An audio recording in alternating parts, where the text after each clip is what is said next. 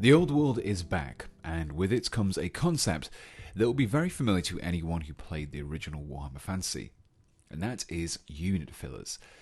These were a clever way to take advantage of the rank and file nature of the units to replace sections of the grid formed by a unit's bases with larger bases. These could be quite simple rocky bases, or they could be extravagant mini dioramas.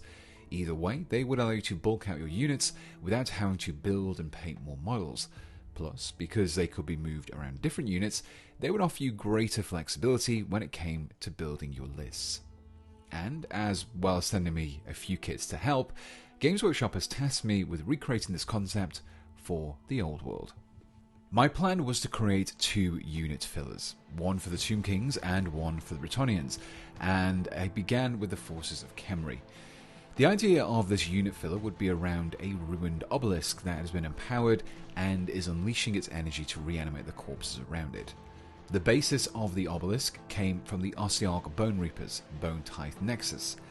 The Bone Reapers have an aesthetic that is not all that dissimilar from the Tomb Kings, so their parts work pretty well together. From the Bone Tithe Nexus kit, one of the 4 obelisks was clipped away and cleaned up. Before assembling the obelisk, the 3 sections were sawn apart. I used the existing seams as a guide, and once the 2 sections became 6, the cuts were cleaned up and softened out a bit. From here, the panels were glued together, creating 3 separate obelisk chunks. The problem caused by cutting up the obelisk were the remaining holes at each end, which kind of ruined the effect of these being solid lumps of carved stone. To start resolving this, some chunks of sprue were cut down and glued into the holes at each end. This would provide a little extra support for the actual blocking in that was done in the next step. To create the effect of broken stone whilst filling in the holes, I created a mixture of green stuff and milliput. This concoction was created to get the best of both worlds. Milliput dries very hard and is perfect for carving and filing. However, it can be quite chalky. Green stuff, on the other hand, has a smooth texture, but isn't quite as good for getting those sharp edges. Mixing the two allows them to benefit from each other's strengths, whilst also mitigating their drawbacks somewhat. Once I created this very pale green putty, it was applied to the end of each of the obelisks. I'd also mixed up more putty than I needed for this step, as I will be using it again later on. After the putty had been allowed to cure fully overnight, I then used a combination of my knife, files and carving tool to give the ends of the obelisk the appearance of cracked and shattered stone. The trick here is to create a series of irregularly sized and shaped facets with sharp edges. Now that I had 3 solid obelisk chunks, they need to be arranged in a way that helped to convey that empowered aspect I was looking to create.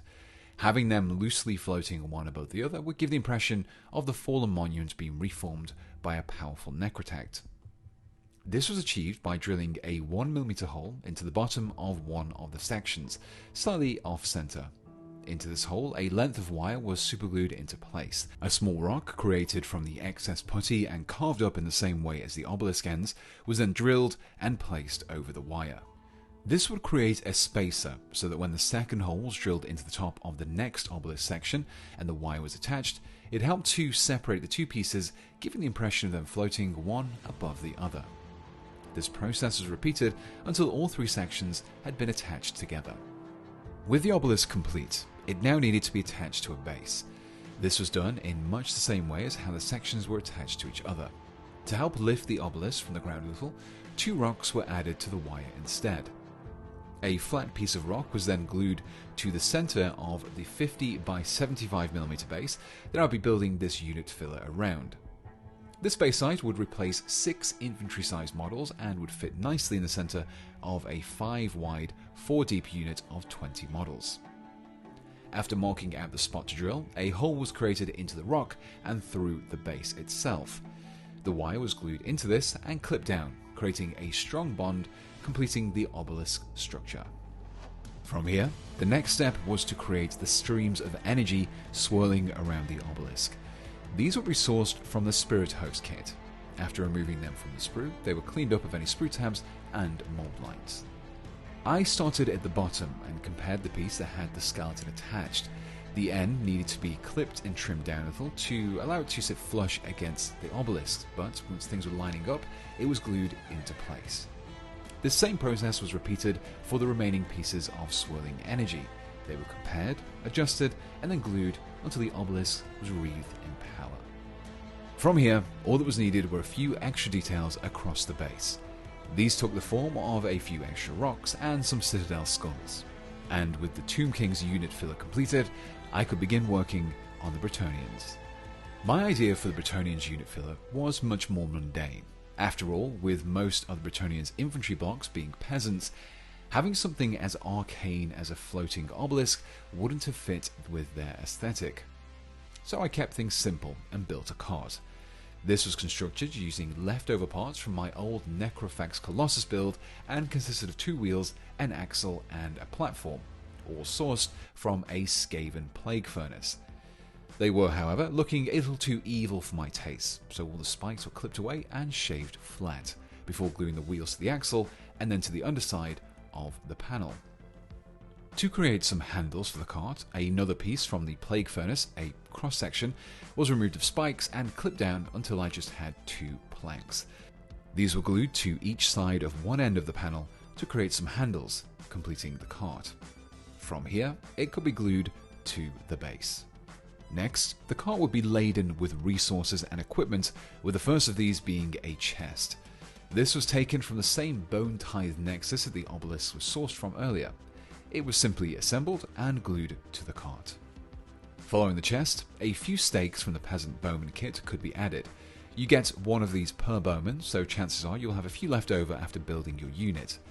These did have the grass clipped away and trimmed down first though. Once 3 of the stakes had been cleaned up, they were then stacked and glued to the cart. Another component you're likely to have spare after building peasant bowmen is a couple of shields. These would also be added to the steadily building pile of equipment, but first, the forearms attached to their backside had to be clipped and smoothed flat. Once they'd been prepped, they were then stacked on top of the stakes. Finally, the cart was finished off with various leftover components from the peasant bowman and men-at-arms sprue. Bundles of arrows, lockboxes, tankards, spare weapons, and so on and so forth. Basically, feel free to glue whatever extra components you may have to hand. And with that, both unit fillers were built, and all I had to do now was to give them a coat of paint, which left me with this.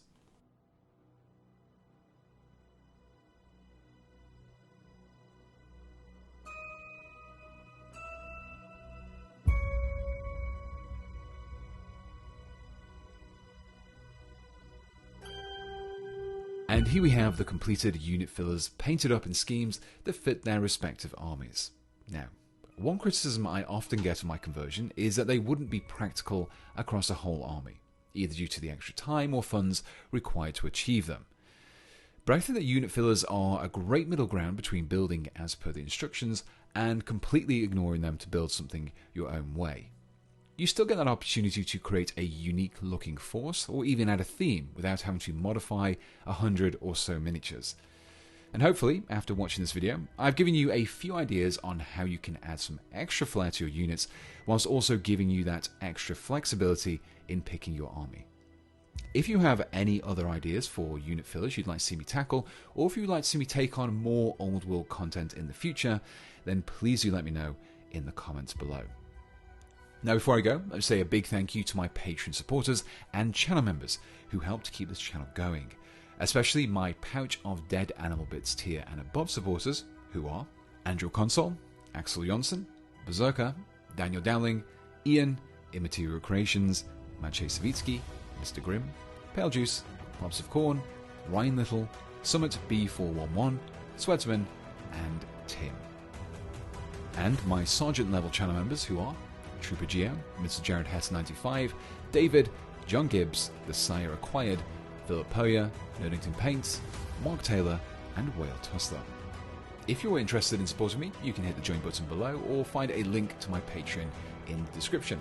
Supporters get a whole host of benefits, including ad-free access to my videos, sneak peeks, a private Discord channel, and exclusive merchandise. Speaking of merchandise, I also have a few t-shirts and mugs up for sale featuring designs drawn by me. You can check those out by following the links below or by going over to petethewargamer.com. So until next time, thanks for watching and goodbye.